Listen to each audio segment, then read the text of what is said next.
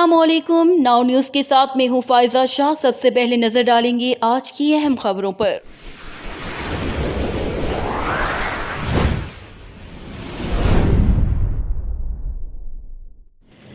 सादुकी से हमारे नुमाइंदा मियां साजिद अली की रिपोर्ट के मुताबिक सादुकी के अवाम की खिदमत हर दिन इसका हक समझकर की है। मेरे डेरे पे आने वाले हर शख्स का एहतराम मैं निकी समझता हूँ। मेरे डेरे पर आकर अगर कोई नंगे पांव चलकर आ जाए तो इसकी बात और मशवरा मेरे लिए सबसे अहम होता है। तमाम दोस्तों और बुजुर्गों के साथ मुशावरत मुकम्मल हो चुकी है।